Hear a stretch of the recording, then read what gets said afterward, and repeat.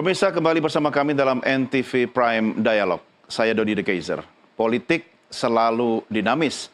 Demikian pula dengan bursa calon gubernur Jakarta yang akan berlaga dalam Pesta Demokrasi Lokal Jakarta bulan November mendatang.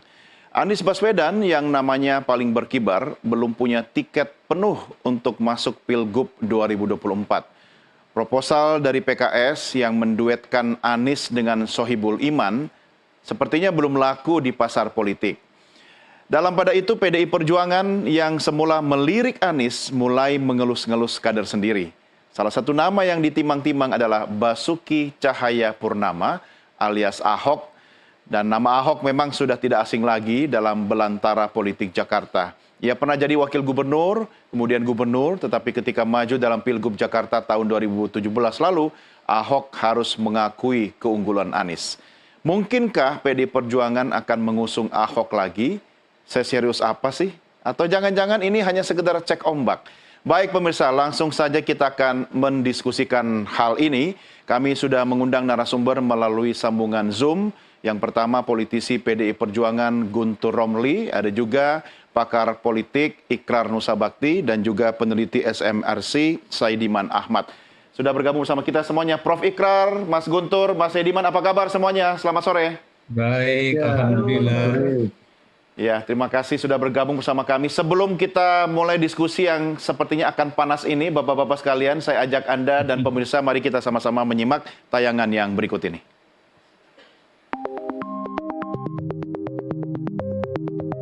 Basuki Cahayapurnama alias Ahok hadir dalam Rakernas kelima PDI Perjuangan akhir April lalu. Beralasan, sebab mantan duet Joko Widodo saat berlaga di Pilgub Jakarta tahun 2012 silam itu memang kader tulen Banteng Putih. Menjelang Pilkada serentak November mendatang, PDIP mendapuknya sebagai Ketua DPP Bidang Pemerintahan. Bersamaan dengan itu, Sekjen Hasto Kristianto mulai menyebut namanya sebagai sosok yang ditimbang untuk maju dalam Pilgub Jakarta. Apakah yang dilakukan Hasto ini sekedar cek ombak? Bagaimana dengan Anies Baswedan yang belum lama ini dilirik PDI Perjuangan? Mungkinkah pada Pilgub Jakarta tahun ini Anies dan Ahok bakal bersaing lagi seperti pertarungan sengit di tahun 2017 lalu?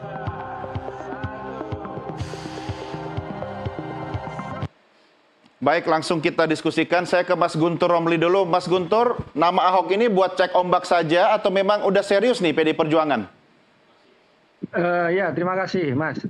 Nama Ahok ini sejak awal kan memang sudah muncul. Jadi PDI Perjuangan untuk di Jakarta memang menyiapkan skenario dua opsi. Karena kan kami tidak bisa mengusung sendirian, maka harus bekerja sama dengan partai yang lain. Opsi pertama kan memang mengajukan kader sendiri untuk menjadi calon gubernur. Dan wakil gubernurnya bisa dari partai yang lain.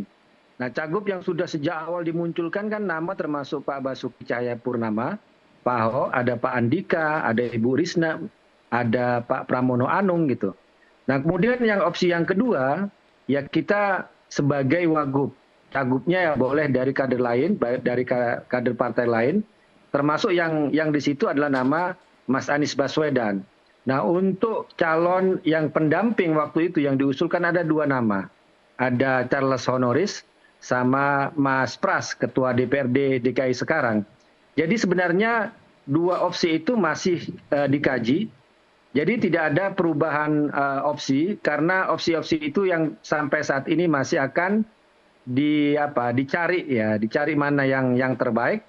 Tapi pada intinya kalau bicara di mana dua opsi itu akan dipilih, ya tentu saja pasti opsi yang pertama bahwa PDI Perjuangan ingin mengusung kadernya sendiri kalau wakilnya nanti bisa dari partai yang lain. Tapi itu semua sampai saat ini belum ada keputusan, masih semua akan diputuskan dalam rapat DPP. Nah hingga saat ini ya mungkin karena saya lihat namanya Mas Ridwan Kamil sudah tidak terlalu kuat di Jakarta, maka yang selama ini Anies yang selalu dihadap-hadapkan dengan Ridwan Kamil, tetapi karena mungkin sudah meredup, maka sekarang yang muncul dihadap-hadapkan dengan Ahok. Padahal Ahok itu ya sejak awal merupakan masuk dalam opsi yang disiapkan oleh PDI Perjuangan kalau mengusung kadernya sendiri. Nah tentu saja ketika juga ditanyakan kepada Pak Ahok kan mengatakan bahwa lebih siap kalau saat ini. Tapi sampai saat ini beliau tidak punya ambisi ya kalau disampaikan, dan juga tidak mengatakan bahwa itu semua terserah penugasan partai. Jadi sampai saat ini belum ada keputusan kalau dari DPP PDI Perjuangan bagaimana soal terkait dengan Pilgub Jakarta. Begitu, Mas. Ya, Mas Guntur, ini kan semakin mencuat mengemuka ketika Sekjen PDI Perjuangan kemudian menyebut nama Ahok. Apakah ini karena PDI Perjuangan sebel gara-gara PKS tetap kekeh memasangkan Anies dengan Sohibul? Enggak, semuanya kan memang sedang dibicarakan, dan juga kita juga perlu melihat juga respon dari publik. Karena kalau saya mendengar sendiri, ya karena kan ada komunikasi antara PDI Perjuangan dengan timnya Mas Anies juga, bahwa Anies Sohibul Iman itu kan versinya PKS. Anies sendiri kan belum mengatakan iya atau setuju ya terkait dengan pasangan tersebut.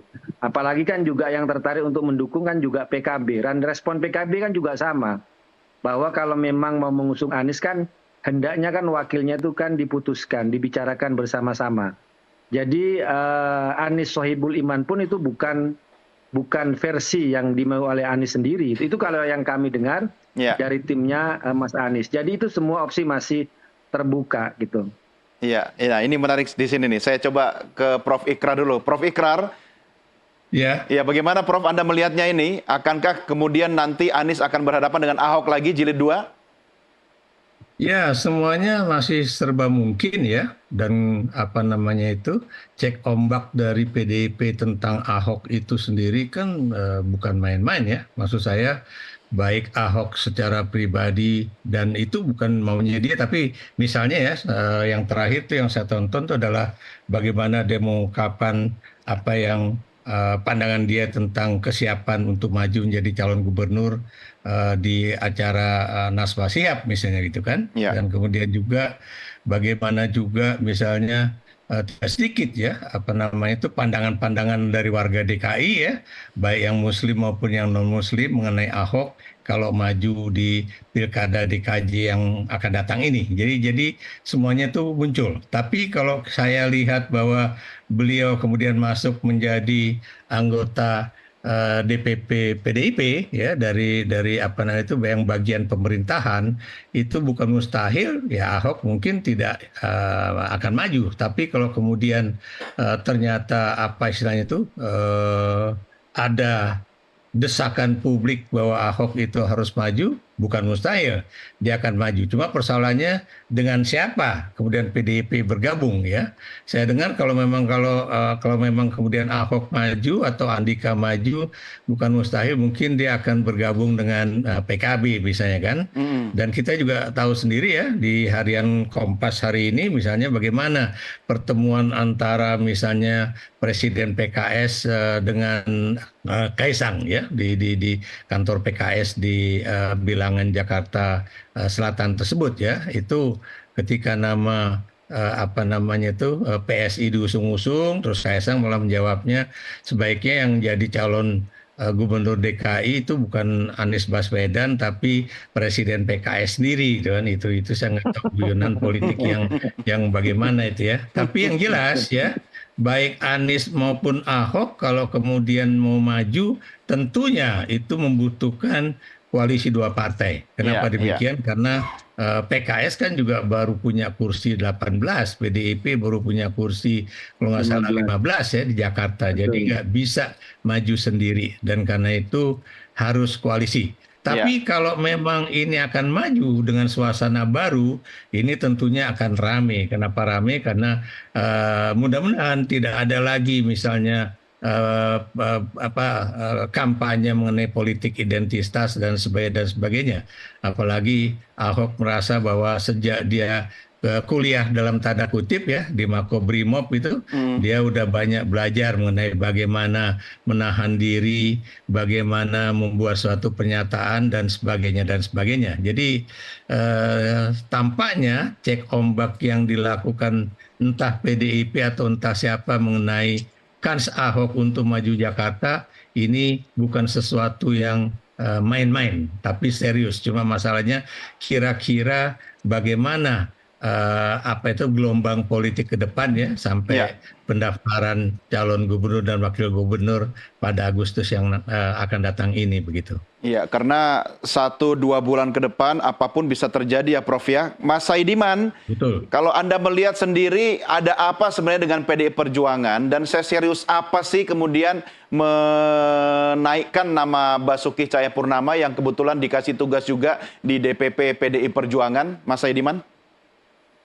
Ya, saya kira saya melihat di sini fenomena politik mutakhir ini sebenarnya adalah kelanjutan dari atau respons terhadap fakta politik sebelumnya, di mana kan sebelumnya kita banyak orang bicara soal kemungkinan terjadinya pertarungan antara kelompok politik istana, katakanlah demikian, melawan kelompok politik yang kritis terhadap istana, kelompok perubahan atau kelompok ditambah dengan PDI Perjuangan yang sekarang walaupun masih ada di dalam parlemen, di dalam kabinet Pak Jokowi, tapi kan sudah mengambil jarak gitu dengan Pak Jokowi. Sebelumnya kita bicara tentang itu, tetapi kemudian kita lihat ternyata tidak sesederhana itu, tidak sesederhana bahwa apa yang terjadi di tingkat nasional itu kemudian diduplikasi di Jakarta begitu. Ternyata kita menemukan ada kompleksitas sendiri di sana. Misalnya katakanlah kelompok penentang, kelompok yang di luar istana, terutama kelompok yang berseberangan dengan apa namanya Prabowo Gibran ke depan ternyata punya dinamika politiknya sendiri, di mana Anies Baswedan itu kemudian dideklarasikan oleh PKS dan dipasangkan dengan tokoh PKS ini. Ini yang kemudian saya kira membuat apa ya dinamika politik berkembang sedemikian cepat. Dan menurut saya wajar kemudian kalau PDI Perjuangan itu maju atau mengeluarkan semacam pernyataan begitu bahwa mereka juga kemungkinan mengusung kadernya sendiri. Dan kita tahu walaupun PDI Perjuangan dalam pemilu kali ini tidak begitu dominan di Jakarta, tetapi suaranya kan masih nomor 2 ya. Tadi 15 kursi atau sekitar 14% total pemilih di Jakarta masih memilih PDI Perjuangan. Iya, artinya Mas Saidiman, kalau kita bicara masing-masing partai politik kan tidak punya tiket untuk maju sendiri gitu kan. Mereka harus bekerja sama dengan partai politik lain. Nah, dalam kondisi ini Anda melihat PDI Perjuangan seberapa konfidensi di tengah kondisi dia tetap harus bekerja sama dengan partai lain untuk memajukan namanya sendiri. Sementara PKS juga sudah mengunci Anies dengan Sohibul Iman begitu. Ada dua, saya kira kekuatan utama PDI Perjuangan sekarang. Yang pertama dari aspek apa namanya kekuatan politik mereka di parlemen Jakarta nanti, ya mereka masih kekuatan nomor 2, ada 14% kursi di parlemen Jakarta itu dikuasai oleh PDI Perjuangan. Tentu saja dalam posisi ini PDI Perjuangan punya kesempatan untuk membentuk poros politik sendiri. Kemudian yang kedua, dia memiliki calon figur yang juga sangat populer. Jangan lupa bahwa Jakarta ini adalah ibu kota.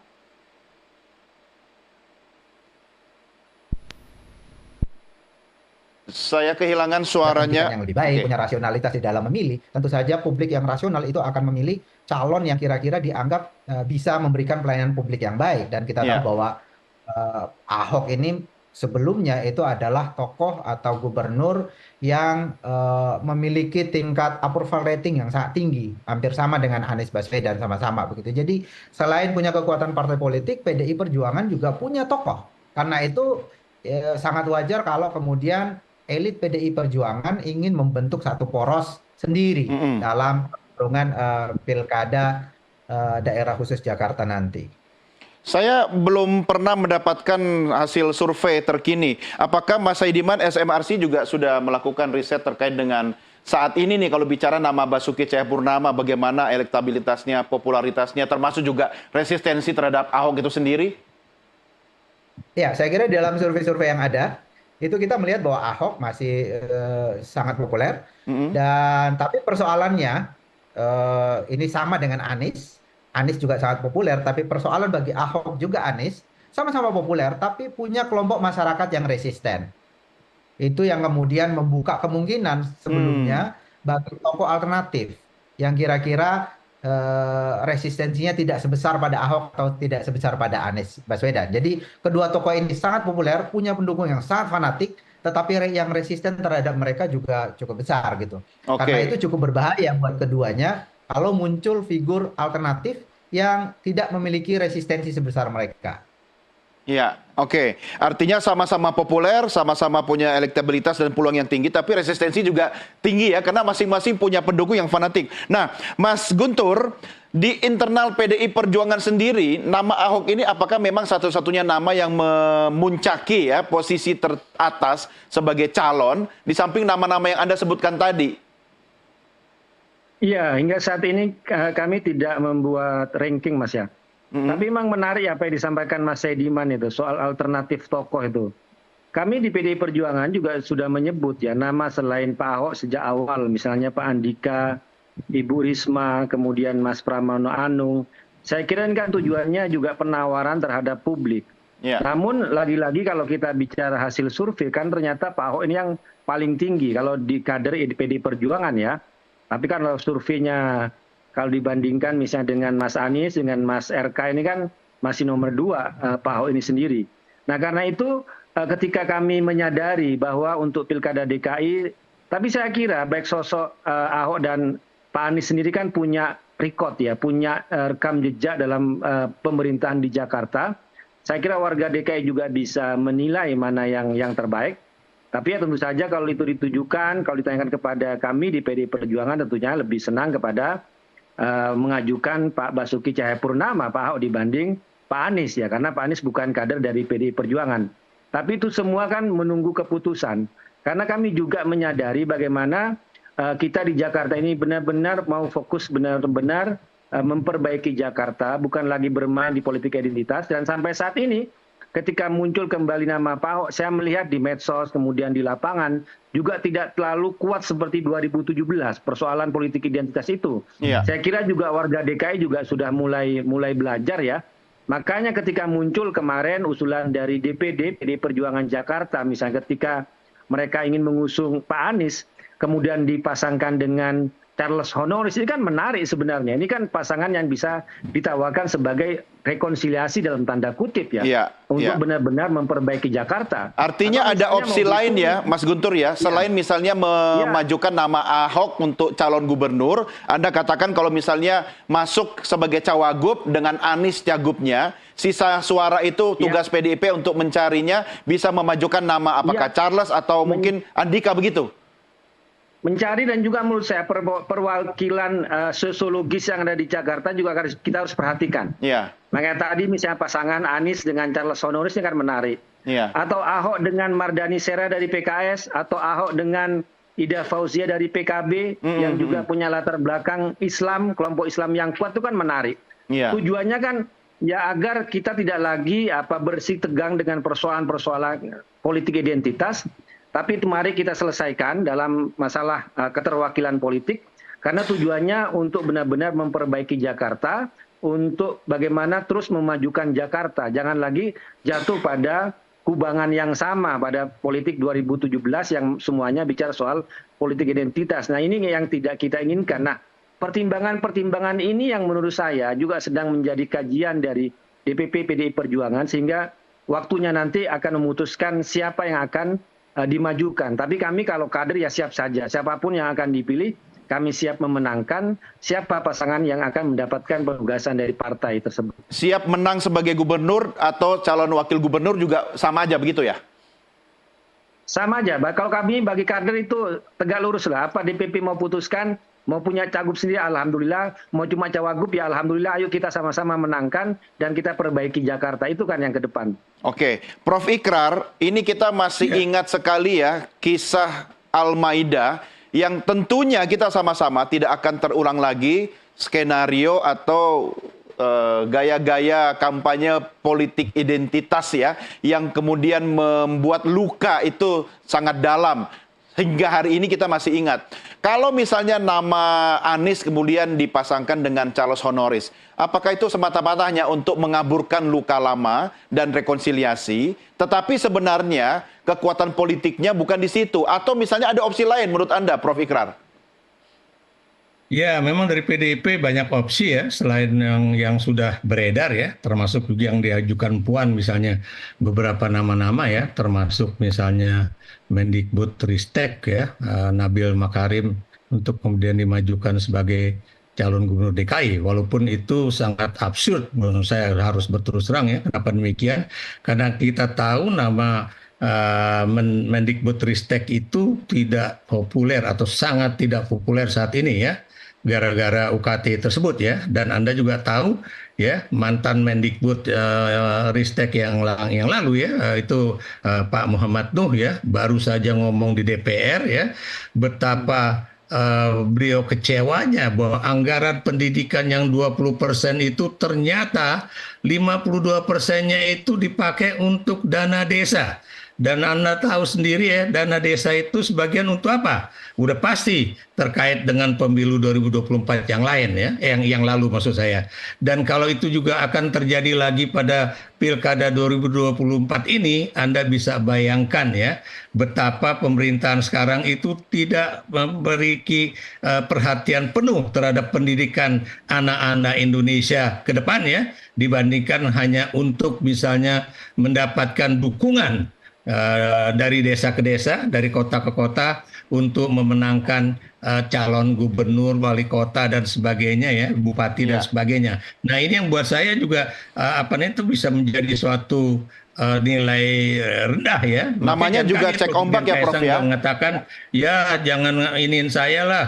Kenapa demikian? Mungkin dia juga udah melihat bahwa Golkar tidak akan memajukan RK ya, namanya itu Kang Emil untuk masuk Jakarta, karena Golkar juga tahu persis ya, kalau Emil masuk Jakarta itu bukan mustahil Golkar akan kehilangan 2 posisi gubernur ya, satu di Jawa Barat dan satunya di DKI Jakarta gitu kan, karena memang elektabilitas RK juga mulai menurun juga ya. Nah, baik. Kalau soal Ahok ya, Anda bisa melihat bahwa in the end kalau memang misalnya kelompok koalisi Indonesia Maju ataupun kelompok yang mendukung itu politik dinastinya Jokowi itu masih kuat, bukan mustahil buat saya ya, itu akhirnya PKS akan bergabung dengan PDIP. Ya, Prof Ikrar, ditahan dulu statementnya, kita harus rehat, kita break dulu karena sudah masuk maghrib ya. Nanti saya akan lanjutkan kembali dengan Prof Ikrar dan Mas Guntur dan juga Mas Ediman ya.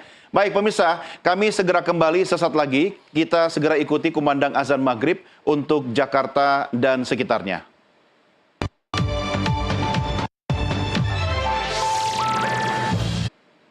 Kami ucapkan selamat menunaikan ibadah sholat maghrib bagi Anda yang berada di wilayah Jakarta dan sekitarnya. Anda tengah mengikuti NTV Prime Dialog. Kita sedang berdiskusi dengan narasumber kita.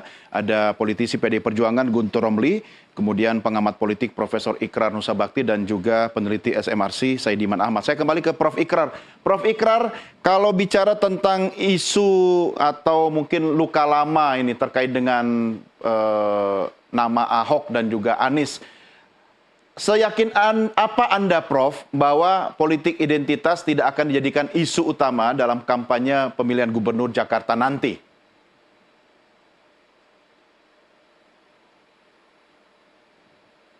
Prof Ikrar? Ya, tapi kalau saya lihat itu setelah pemilu presiden ataupun pemilu legislatif 2024 yang lalu, itu antara kelompok Muslim ya, termasuk juga yang boleh dikatakan garis keras atau setengah keras lah begitu ya, dengan kelompok yang ada di dalam kelompok nasionalis ya, termasuk PDIP ya, itu sudah sangat mencair ya, sangat mencair. Mereka misalnya bisa melihat ya bagaimana perlakuan Presiden Jokowi terhadap PDIP ya, kemudian juga bukan cuma terhadap partai tapi juga calon presiden dan juga calon-calon legislatifnya ya, termasuk yang tadi Anda gadang-gadang Charles Honoris ataupun beberapa calon anggota DPRD ataupun DPR di DKI Jakarta begitu kan. Nah, itu yang kemudian menimbulkan rasa simpati dari kelompok-kelompok yang dulu boleh dikatakan posisinya itu berseberangan dengan PDIP ya. Ini nyata. Kenapa demikian? Ya saya bukan cuma pengamat biasa begini, tapi juga saya melihat di dalam pertemuan-pertemuan di antara mereka itu, saya juga kaget juga ya. Kok diundang seperti ini? Tapi kemudian saya lihat, rupanya pandangan mereka berubah juga gitu kan. Malah mereka mau apa istilahnya tuh bagaimana supaya kita bersama-sama misalnya kan menggagalkan yang namanya dinasti politik itu ya. Jadi ini adalah suatu kesadaran politik yang sangat tinggi ya. Dan tadi lagi-lagi saya katakan bahwa tentunya Golkar juga nggak mau begitu aja ditekan untuk masuk Jakarta dan kemudian meninggalkan Jawa Barat karena dia tahu persis ya yang dapat untung nanti tentunya Gerindra dan PAN begitu kan. Jadi hal-hal semacam itu juga menjadi satu perhitungan-perhitungan politik yang ini ya. Dan Anda juga tahu ya, walaupun Gibran misalnya ikut-ikutan belusukan di Jakarta dan kemudian juga Kaisang juga kemarin masuk misalnya ke masjid kecil untuk sholat Jumat di wilayah yang sedang dia datangkan ya, dia datangi ya, tapi bukan mustahil ya, apa istilahnya tuh rakyat juga tentunya akan melihat ya, oh rupanya mereka datang nggak bawa apa-apa begitu kan. Nah, bagaimana kemudian mereka akan percaya bahwa persoalan apa namanya bantuan kepada mereka itu akan muncul juga setelah pada saat misalnya pemilu Kada 2024 ini. Jadi hal-hal semacam ini adalah suatu hal yang saya melihat apa namanya itu dari siaran-siaran televisi itu sangat nyata begitu Iya, kan. Jadi artinya logistik makanya tetap kemudian penting apalagi ya Prof sekarang ya. ada kasus. Betul, betul ya. Itu. Jadi saya yakin bahwa pencinta Ahok ataupun pencinta Anies itu kalaupun nanti misalnya PDIP dengan PKS itu menyatu, Ya. itu bukan mustahil mereka akan mendukungnya dengan sepenuh hati ya. Kalau kemudian calon dari koalisi Indonesia Maju itu akan diajukan dan ada nama anak presiden di situ ya. Jadi itu yang kalau saya lihat ya dengan apa namanya itu kasat mata seperti itu Iya, ya. artinya kalau saya mengistilahkan bahasanya Prof Ikrar, koalisi PKS dan PD Perjuangan itu bisa terjadi karena sama-sama sekarang mengarahkan apa ya istilah menjadikan istana sebagai musuh bersama begitu ya Prof ya. Sebentar, tahan dulu di situ. Betul. Iya, saya coba minta dulu analisanya Mas Saidiman nih. Karena kalau misalnya nanti Ahok dan Anies itu rematch Mas Saidiman dan politik identitas sudah bukan lagi menjadi isu yang menarik dan tidak akan terulang lagi di 2024 ini, artinya Ahok dan Anies ini benar-benar akan rematch perang program begitukah? Lalu bagaimana posisi partai politik di belakangnya, Mas Saidiman? Ya, pertama soal politik identitas, saya setuju memang bahwa belakangan ini terlihat ada penurunan ya tensi atau penggunaan politik identitas, terutama pada pemilu presiden yang lalu. Tetapi bukan berarti menurut saya politik identitas itu tidak bisa muncul kembali. Saya kira politik identitas ini muncul di dalam konteks tertentu.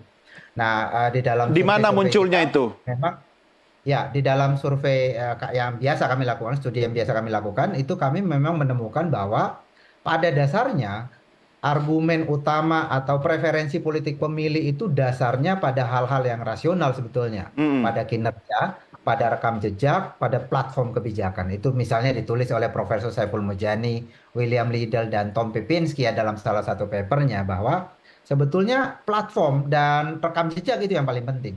Cuma identitas itu bisa menjadi penting kalau ada situasi yang memungkinkan itu. Yang pertama adalah memang muncul satu fenomena di mana publik ini tidak bisa menilai di mana di antara dua kandidat itu yang lebih baik atau dua kandidat itu sama-sama buruknya.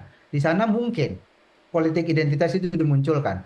Atau kondisi di mana ada satu kandidat yang memang identitas agamanya memang berbeda. Katakanlah di pemilu Pilkada 2017 di Jakarta. Ada Ahok yang tentu saja itu bisa mungkin untuk dipakai kembali. Dalam pemilu presiden kemarin kan agak susah menggunakan itu karena identitas kandidatnya memang ya relatif sama gitu ya, sama-sama laki-laki, sama-sama muslim dan seterusnya, sama-sama dari Pulau Jawa dan seterusnya. Jadi identitasnya tidak bisa dipakai karena relatif sama gitu. Tapi dalam kondisi tertentu menurut saya misalnya katakanlah kalau kembali bertemu Ahok dengan Anies, menurut saya ada potensi yang sangat besar untuk kemudian memakai itu kembali isu identitas itu. Karena kita lihat bahwa mungkin publik akan bingung siapa di antara dua mantan gubernur ini yang lebih baik sama-sama mendapatkan approval rating yang sangat tinggi. Iya. Anies mendapatkan approval rating di atas 75%, Ahok juga demikian. Jadi sama-sama oke. Nah, kemungkinan penggunaan politik identitas itu bisa muncul kembali. Iya. Dan kalau kita lihat di dalam survei, tadi saya mengatakan bahwa kedua tokoh ini punya kelompok masyarakat yang resisten. Iya. Jadi katakanlah Anies ini resistensinya dari kelompok Islam moderat atau kelompok kebangsaan, kelompok nasionalis. Ya. Pak Ahok itu punya resistensi dari kelompok yang Islam. Dan di Jakarta, dua kelompok ini ada. Dan menguasai wilayah tertentu. Katakanlah kelompok Islam, dari dulu misalnya Masyumi sampai P3 dan sekarang PKS, misalnya kuat di daerah selatan dan juga timur kan. Kelompok-kelompok nasionalis kuat di wilayah tertentu, di utara misalnya, atau sebagian di barat. Di barat, ya. Jadi memang ada pembelahan semacam itu, dan itu sangat mungkin diaktifkan kembali kalau ada sesuatu yang Iya, bisa. tapi menurut saya itu sangat krusial sekali ya, Mas Saidiman. Artinya luka lama saja belum kering dan belum pulih. Masa mau dipakai lagi? Apalagi kalau berdasarkan logika Anda tadi, ini kan sudah terbukti sebelumnya berhasil ini kan, isu politik identitas gitu. Menurut Anda, PDI Perjuangan sekarang lebih cocok kemudian menyatu bersama Anies kalau mau menang ini ya, atau tetap ngotot misalnya mengusung Ahok, dan dari sekarang Ahok sudah dipoles termasuk diantisipasi agar isu-isu politik identitas tidak akan menyerang Ahok, begitu? Saya termasuk orang yang setuju kalau masing-masing kekurangan dari dua tokoh ini ditambal. Katakanlah Ahok yang nomor satu, dia perlu mencari satu figur dari kelompok yang mewakili Timur Selatan, kelompok Islam. Demikian pula dengan Anies. Menurut saya pilihan katakanlah deklarasi Anies Sohibul Iman itu menurut saya kurang ideal gitu. Karena itu artinya mengentalkan Anies. Anies selama Pilpres ini sebetulnya mencoba untuk keluar dari kesan sebagai representatif kelompok Islamis gitu ya. Tetapi kalau kemudian mengental kembali, menurut saya ini cukup berbahaya buat Anies Baswedan. Idealnya adalah Anies berpasangan katakanlah dengan kelompok kebangsaan, PDI Perjuangan dalam hal ini. Terus Ahok kira-kira pasangannya siapa yang cocok? Ya mencari bisa jadi kalau tidak dari kelompok Islam modernis, bisa juga dari kelompok Islam tradisionalis, misalnya PKB. Kalau kita lihat suaranya di Jakarta kan sekitar 9-10% gitu ya. Kalau bergabung dengan PDI Perjuangan juga cukup dari sisi persyaratan. Iya, Ida Fauzia kan juga salah satu nama yang bisa diusung PKB ya Mas ya. Tapi laku apa enggak itu urusan lain ya. Oke, saya kembali ke Mas Guntur Romli. Mas Guntur, kalau kita kemudian melihat analisanya Mas Saidiman Ahmad tadi, kira-kira dalam posisi sekarang ini, PDI Perjuangan kalau memang cuma punya satu nama, oke lah hitung-hitungan. Yang paling populer di Jakarta, Basuki Cahayapurnama. Nama-nama lain yang Anda sebutkan tadi memang cukup populer, tapi Ahok sendiri sangat confident untuk maju kembali gitu. Anda lebih siap untuk rematch dengan Anies, dengan isu yang lama bisa terulang lagi, potensi itu terulang lagi, atau Anda lebih memilih untuk bersama-sama menang dengan bergabung sama Anies? Ya, kalau saya ini kan kader partai, Mas. Kan tinggal apa aja penugasannya. Ya, jawabannya jangan terlalu politis begitu dong, Mas Guntur. Siap. Kedua-duanya itu harus siap. Mau Ahok maju lagi lawan Anies ya oke gitu kan. Mau kita gabung dengan Anies wakilnya dari PDI Perjuangan nggak masalah. Pokoknya apapun yang ditugaskan kita siap. Ya, tapi di internal PDIP solid nggak Mas Guntur? Internal partai sendiri sekarang ini solid apa gitu loh? Kalau PDI Perjuangan solid Mas. Kalau PDI Perjuangan itu solid, makanya kan sampai saat ini kan tidak ada yang namanya spekulasi, pendapat-pendapat yang spekulatif. Karena semuanya memang menunggu dari putusan DPP PDI Perjuangan. Jadi pertimbangan yang disampaikan oleh Prof. Ikra tadi, kemudian oleh Mas Saidiman, yang itulah yang mendasari kami untuk terus melakukan pengkajian, kemudian juga survei, kemudian juga respon di publik. Saya kira ini kan soal waktu. Kalau bicara misalnya soal survei, soal perkembangan publik kan, ini kan nunggu akhir Juli lah. Kan pendaftaran juga masih tanggal berapa itu? Di akhir-akhir bulan Agustus kan? Agustus, iya betul. Sampai pertengahan Agustus, kalau kita lihat sikap PDI Perjuangan kan biasanya di akhir-akhir. Mepet-mepet begitu ya? Saya akan tetap dijaga, iya. Iya. Ya nanti kita tunggu aja, kita tunggu aja. Iya, ini yang bikin orang makin penasaran ini Mas Guntur. Tapi kalau menyimak lagi statementnya Sekjen Hasto yang memuji-muji Pak Ahok, itu beneran atau cuma PHP atau dalam rangka menuju soliditas yang bermuara pada munculnya satu nama itu siapa nanti Mas Guntur? Oh enggak Mas, itu bukan muji-muji dalam arti hanya basa-basi ya. Tapi kenyataannya bahwa Ahok kan masih punya akar ya, punya pendukung yang kuat dan militan di Jakarta. Betul. Dan semua juga orang masih melihat apa warisan yang dilakukan oleh Ahok selama memimpin Jakarta. Dan juga keluhan-keluhan masyarakat pun yang sekarang yang terjadi itu kan karena beberapa misalnya program seperti pasukan berwarna zamannya Ahok kan tidak optimal. Nah ini yang menjadi ada rasa rindu dari masyarakat untuk kembalinya Ahok. Ya. Tapi kan di sisi lain juga harus dipertimbangkan soal yang tadi itu, soal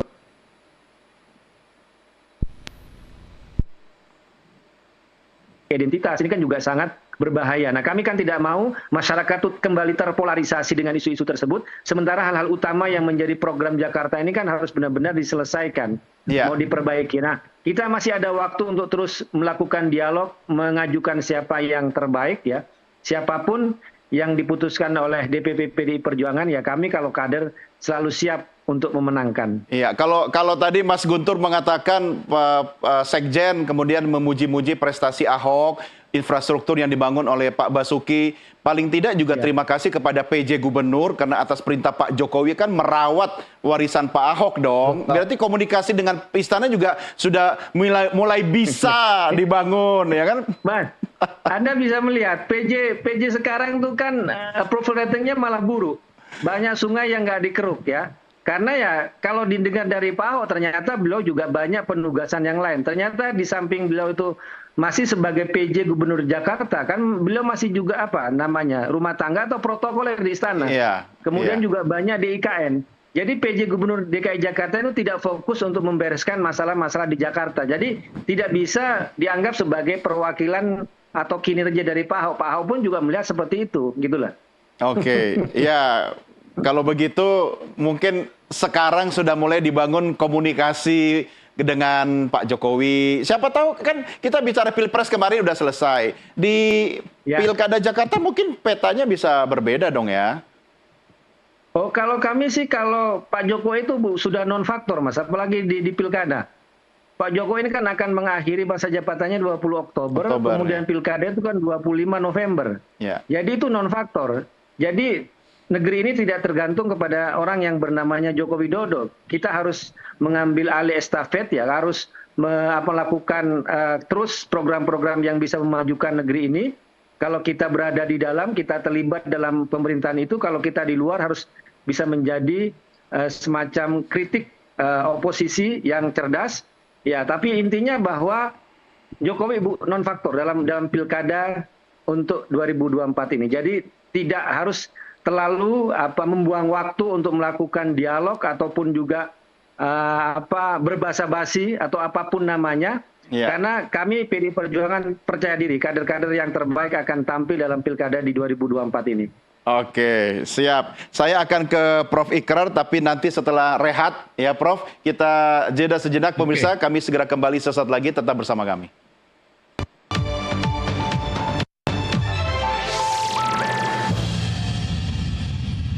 Kita lanjutkan kembali diskusi kita. Saya kembali ke Prof. Ikrar. Prof. Ikrar, tadi kalau meminjam statementnya Mas Guntur Romli, udahlah nggak usah habisin waktu kita menjalin komunikasi lagi dengan Pak Jokowi. Toh Pak Jokowi nanti Oktober juga sudah pensiun begitu.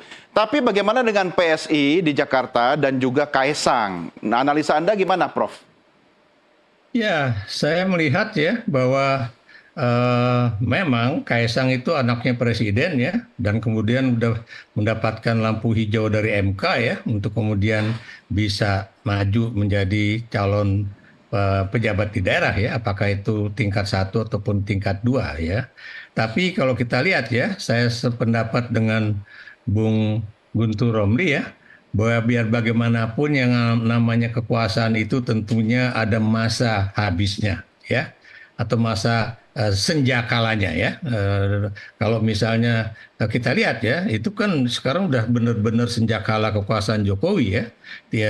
Saya beri contoh misalnya ya, apa yang terjadi dengan kebijakan Menteri Kesehatan tentang impor dokter dari luar negeri, Anda bisa lihat ya, bagaimana teman-teman guru besar dan dosen di Universitas Airlangga itu mulai berani mengatakan tidak gitu kan. Malah dia bilang kita nggak usah takut lagi untuk bicara. Kita nggak perlu menjilat kekuasaan. Itu satu ya.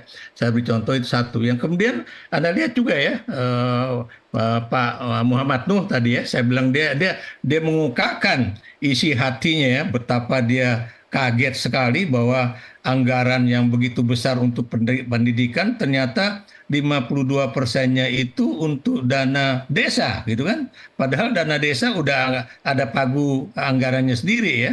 Makanya kemudian dia mengatakan jangan kaget kalau kemudian ada persoalan dengan UKT misalnya kan. Ya itu yang kemudian saya pribadi juga menyatakan apa ini, apakah pemerintah memang tidak memiliki suatu perhatian penuh sumber daya manusia Indonesia ke depan misalnya. Prof, Anda mau mencoba mengatakan bahwa warisan Jokowi itu yang harus diputus sehingga tidak akan kemudian menjadi citra negatif ke PSI atau Kaisang begitu? Ya, jadi ya itu tadi ya, dan apapun yang diusahakan oleh Jokowi ya, saya melihat bahwa pada tingkatan akar rumput ataupun pada tingkatan elit ya, itu boleh dikatakan kalau orang Betawi bilang udah enak tuh ya, itu udah benar-benar di ujung kepala lah gitu kan. Iya. Makanya saya berani mengatakan bahwa Ahok maupun Anies itu dua-duanya sebenarnya memiliki pendukung juga ya, walaupun tadi Bung Saidiman mengatakan ada resistensi, tapi juga ada dukungan ya. Itu kalangan Kristen ataupun kalangan Tionghoa di Jakarta itu melihat bahwa Anies selama pemerintahannya juga cukup positif, misalnya soal masalah bangunan untuk rumah ibadah, misalnya untuk non Muslim. Kemudian bagaimana kelompok-kelompok Tionghoa juga dilindungi kan. Sebaliknya dalam kaitannya dengan Ahok, Anda bisa lihat ya bagaimana orang-orang yang dulu sulit untuk mendapatkan perhatian dari gubernur dengan gaya Ahok yang membuka diri sebagai gubernur DKI ya, setiap mau masuk kantor itu yang pertama dia lakukan adalah menemui warga DKI yang memiliki kesulitan, apapun kesulitannya, apakah dia warga DKI atau non DKI itu diterima dengan baik ya. Dan Anda bisa tahu ya, bisa lihat sendiri ya bahwa pandangan dari kalangan Muslim ya pada tingkatan bawah itu juga boleh dikatakan masih tetap kuat terhadap Ahok. Apalagi tadi saya katakan bahwa kelompok-kelompok yang dulu masuk dalam kategori kelompok 212 ya, itu tidak sedikit ya mereka yang berpikiran positif ya, sarjana hukum atau malah penegak hukum atau para mereka yang berjuang untuk hukum itu udah mulai mendukung PDIP ya. Ini yang saya lihat secara langsung. Sebenarnya ya. Prof, siapapun calon yang akan maju di Jakarta, ini tetap hitung-hitungannya pertarungannya antara istana dengan kelompok yang resisten pada istana. Begitu Anda melihat? Ya, saya melihatnya begitu ya. Dan akan Jakarta, semakin tajam itu ya? Ya, saya lihatnya seperti itu ya. Dan Anda jangan lupa loh ya, pernyataan Pak Prabowo ya, di dalam media sosial yang saya dengarkan juga ya, bagaimana dia mengatakan bahwa memenangkan pemilu itu bukan untuk mendapatkan kekuasaan semata, bukan untuk berkuasa kepada partai, kepada kelompok partai ataupun keluarga ya, tapi untuk rakyat ya. Dan ini yang kemudian juga dikatakan oleh PDIP ya, ini bukan cuma persoalan apakah orang itu elektabilitasnya tinggi atau tidak tinggi, tapi apakah orang itu benar-benar punya pengalaman dan punya perhatian ya untuk memperbaiki nasib orang-orang yang tinggal di Jakarta, dan itu dimiliki sebagian besar oleh Ahok ya. Walaupun Anies juga, tapi kan Anies kan tidak sehebat Ahok dalam artian bagaimana dia bisa membangun masjid-masjid besar di Jakarta ya, termasuk di balai kota bersama ini, dan kemudian bagaimana perhatian dia terhadap orang-orang miskin Jakarta ya. Jadi di sini disitulah terjadinya apa istilahnya tuh peraduan di antara Anies dengan Ahok. Tapi kalau dua-duanya memiliki pendukung yang dari kalangan yang berbeda, tadi dikatakan oleh Bung Guntur, yaitu bukan mustahil, bisa saja mereka akan maju di Jakarta, tapi kalau ada unsur istana di situ, dan kemudian salah satu itu misalnya bisa maju pada putaran kedua, saya yakin antara PDIP dengan kelompok Anies atau antara Anies dengan kelompok yang didukung oleh PDIP, itu akan terjadi suatu penyatuan kekuatan politik yang dahsyat di DKI Jakarta ini. Oke, ya dahsyat sih dahsyat boleh ya, tapi jangan sampai meninggalkan kerusakan-kerusakan yang sulit untuk diperbaiki ya. Ya sebagai warga Jakarta kita pengen damai lah. Kalau para calonnya perang, tapi perang program, perang konsep, oke kita dukung. Sebentar, ini menariknya adalah saya pinjam juga statementnya Prof. Ikrar tadi. Saya mau tanya Mas Saidiman, jangan lupa Mas Saidiman, walaupun Pak D itu nanti pensiun di Oktober, faktor Jokowi efek ngaruh nggak nanti di Pilkada Jakarta? Saya melihat kalau faktor pengaruhnya dalam pengertian apakah itu bisa mempengaruhi publik ya, karena ketokohan Pak Jokowi menurut saya tidak terlalu.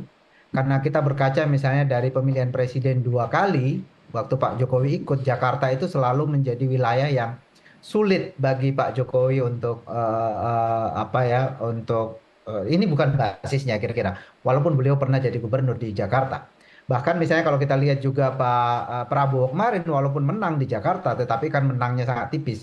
Jadi kita bisa mengatakan bahwa warga di Jakarta ini bukan basisnya Pak Jokowi, bukan basisnya Pak Prabowo. Karena itu kalau kita lihat dari aspek ketokohan semata ya, ini aspek ketokohan. Kita tidak bicara bansos, kita tidak bicara pendekatan kekuasaan di sini ya. Kalau pada itu saja, saya melihat bahwa pengaruhnya tidak akan terlalu kuat. Yang akan berpengaruh dalam Pilkada Jakarta nanti adalah ketokohan dari figur itu sendiri. Iya. Artinya ini Jakarta basisnya Anies dan Ahok, begitu ya? Menurut saya ya. Ini bukan basisnya. Kalau tadi Mas Saidiman, nama Kaisang sendiri, apakah mungkin bisa dijual untuk di Jakarta kalau misalnya nih PDI Perjuangan kemudian islah dengan PSI, dengan cagupnya Ahok, cawagupnya Kaisang. Lebih rasionalkah PDI Perjuangan dengan cagupnya Ahok, cawagupnya Kaisang, daripada misalnya Kaisang dimajukan di Jawa Tengah? Saya melihat bahwa ada dua kondisi di mana anak presiden atau menantunya itu punya peluang. Yang pertama, kalau di tempat itu tidak ada incumbent yang sangat populer, yang mendapat approval rating yang baik, katakanlah di Jawa Tengah. Di dalam survei-survei itu ditemukan bahwa Kaisang punya elektabilitas yang cukup baik di sana karena publiknya tidak tahu mau memilih tokoh siapa gitu. Atau misalnya di Sumatera Utara di mana approval rating untuk kepala daerah di sana ada incumbent, tetapi incumbentnya ini muncul di publik dalam suasana yang kontroversial gitu ya. Tidak terlalu disukai misalnya, tidak mendapatkan penerimaan cukup baik di sana, kemudian faktor anak presiden atau menantu itu mungkin karena mereka melihat tidak ada figur lain yang bisa lebih baik dari itu. Ya minimal mereka memilih figur yang sudah dikenal. Kaisang misal di Jawa Tengah kenapa sangat tinggi elektabilitasnya? Karena dia yang paling dikenal. Calon-calon lain dikenalnya masih di bawah 50%. Ini berbeda kasusnya dengan Jakarta yang punya tuannya sendiri. Sudah sangat dikenal, approval ratingnya sangat tinggi. Menurut saya, Presiden agak susah bermain di Jakarta dalam kondisi semacam ini. Oke, Mas Guntur, ini kalau bicara skenario ala saya sih ya, mungkinkah PDI Perjuangan kemudian islah dengan Istana, kemudian memajukan Ahok sebagai cagup dan cawagupnya Kaisang? Ada 8 kursi PSI loh di Jakarta, Mas Guntur. Itu sepertinya agak sulit.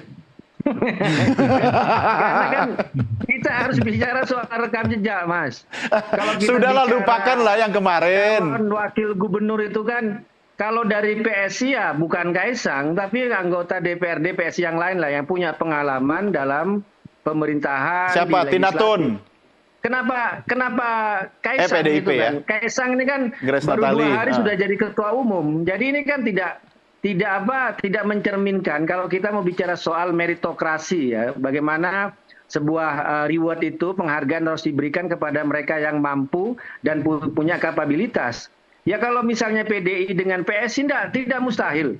Iya. Tapi cawagupnya jangan Kaisang dong, tapi Oke. carilah tokoh-tokoh PSI yang bagus yang DPRD. Oh, PSI-nya Kalau oke ya, Kaisang PSI-nya jangan oke dulu, ya. Pak. PSI-nya Ya, oke, kita tapi nggak Kaisang mau no dialog begitu. dengan siapapun tidak masalah, ya. Kenapa Ya, Kaisang begitu kalau no? kita melihatnya. Ya, Kenapa kok Kaisang no? karena ya lihat rekam jejaknya aja. Ini orang kan nggak punya apa-apa, hanya mengandalkan nama besar bapaknya kan. Ini Ya, marah ini marah kan- sama bapaknya kok yang dihukum anaknya.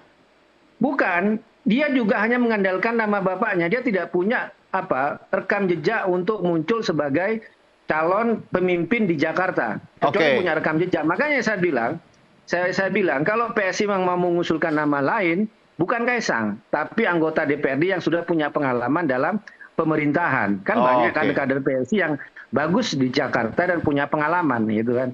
Oke, baik. Kita bisa tangkap itu. Saya harus mengakhiri diskusi kita berempat, tapi masing-masing dari Anda saya minta closing statement. Prof. Ikrar, singkat saja 30 detik, Prof.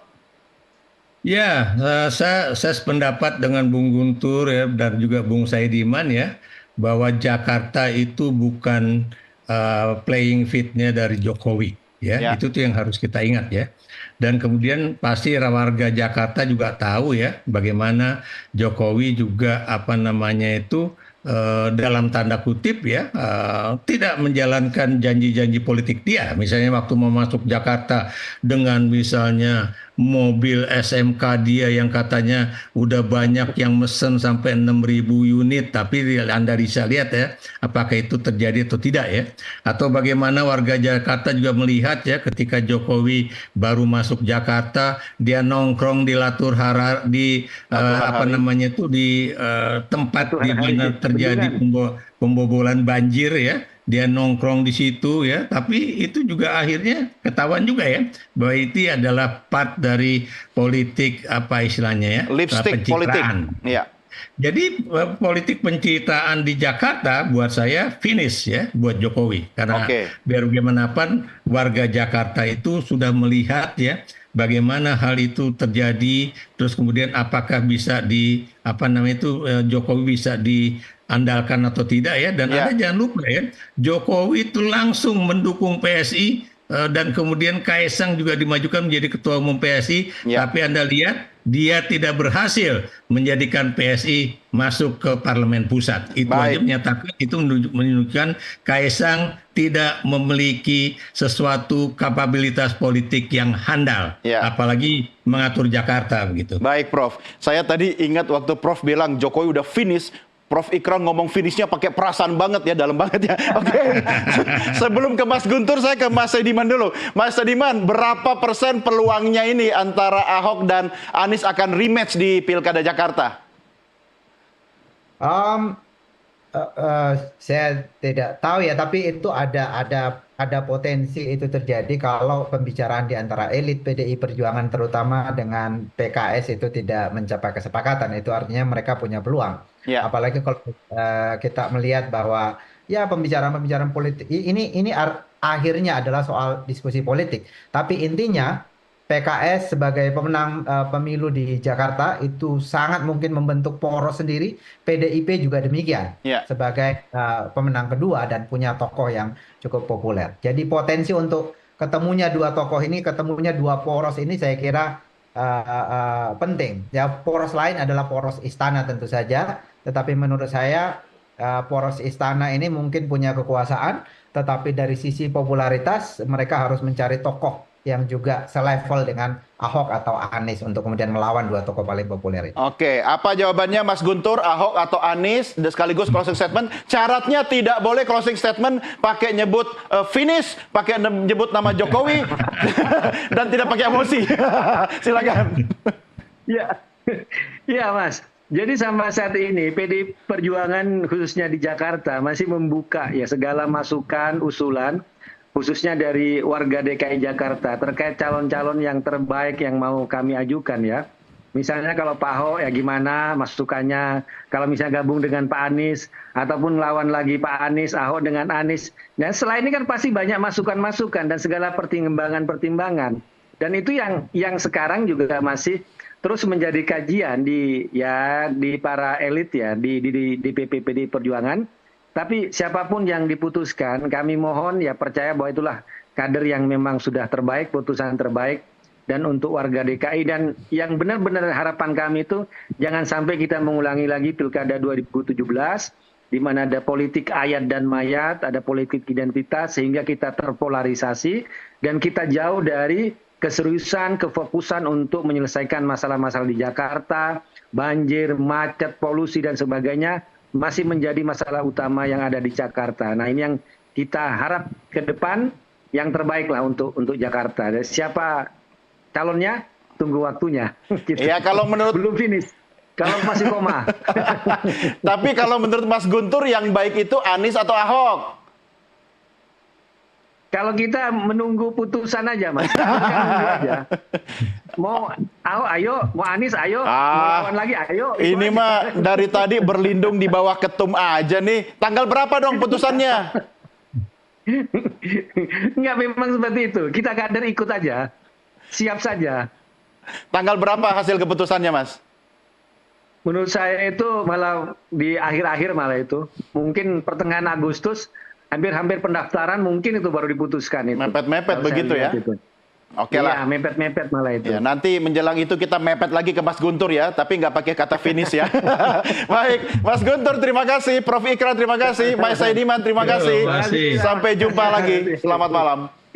Baik, pemirsa kami akhiri sampai di sini diskusi kita dalam NTV Prime Dialog di paruh pertama. Jangan kemana-mana, masih banyak berita pilihan lain yang dapat Anda simak dalam NTV Prime dan juga dialog di paruh berikutnya. Tetap bersama kami segera kembali.